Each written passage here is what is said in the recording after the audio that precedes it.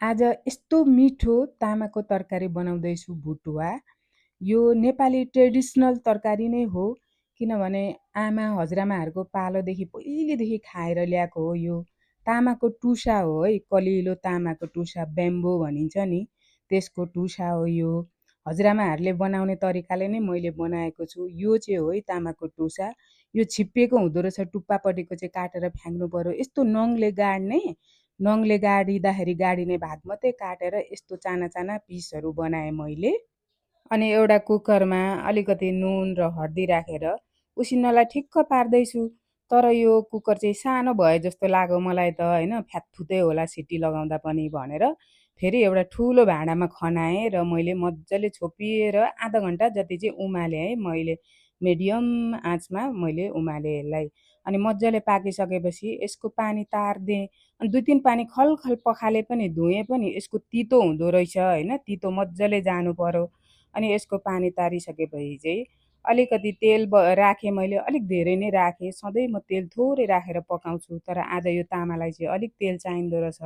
अनि 5 फोडन राखिदिएँ अनि अदुवा पनि राखेर रातो हुने गरी पल्टङ पल्टङ चलाएँ। अनि लसुन प्याज खानेले पनि लसुन प्याज हाल्दा हुन्छ। यो साउनमा बनाएको हो मैले, त्यही भएर मैले लसुन प्याज राखिनँ। तामा पनि ओइराइदिएँ अनि अल्टङ पल्टङ चलाउँदैछु। अनि 1 मिनट जति चाहिँ यतिकै भुटेँ मैले, अलिकति चर्को आगोमा नै भुटेँ मैले पहिली सुरुमा चाहिँ होइन। अनि यो टुसा तामा हो है, यो अमिलो हुँदैन है। यहाँ काठमाडौँमा चाहिँ अमिलो तामा पाइन्छ होइन, त्यो चाहिँ तामा बोडी, तामा आलु भनेर पकाएर खाइन्थ्यो। त्यो अर्कै स्वादको हो, त्यो चाहिँ अमिलो हुन्छ। यो चाहिँ अमिलो हुँदैन, यो चाहिँ तामाको आफ्नो स्वाद आउँछ क्या, ओरिजिनल तामाको स्वाद मिठो हुन्छ यसको तरकारी। अब नुन, हर्दी र जिरा र धनियाँको धुलो अनि खोर्सानी पनि स्वादअनुसार राखिदिने। नुन मैले उसिन्दा पनि राखेको थिएँ, त्यही भएर मैले ठिक्क राखेको छु, आफ्नो स्वादअनुसार राखिदिने। अनि यसलाई पनि वल्टङ पल्टङ चलाउँदै अब यसलाई चाहिँ छोपी छोपी मिडियम आँचमा पकाउने। यो यस्तो टेस्ट मिठो हुन्छ कि यो जमानामा यसरी नै खाइन्थ्यो हजुरआमाहरूको पालामा, त्यही सम्झिँदै मैले पकाउँदैछु होइन। हजुरहरूले पनि यो तरिकाले पकाएर खानुहोस् त, कति मिठो हुँदो रहेछ।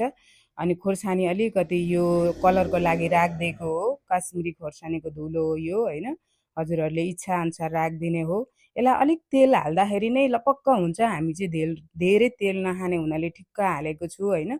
यसरी छोप्दै यसलाई 6-7 मिनट 10 मिनट जति पकाउने, छोप्दै भुट्दै गर्ने।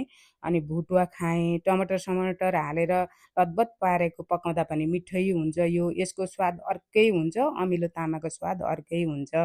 हजुरहरू पनि यसरी खानुहोस् त, कति मिठो हुँदो रहेछ। हजुरहरूलाई मेरो यो भिडियो मनपर्छ भने मलाई सपोर्ट गरिदिनुहोस्, लाइक कमेन्ट सब्सक्राइब पनि गरिदिनुहोस्।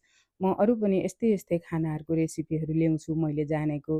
हामीले यसरी खायौँ, मोही पनि साथमा खायौँ, यस्तो मिठो भयो। Thank you for watching.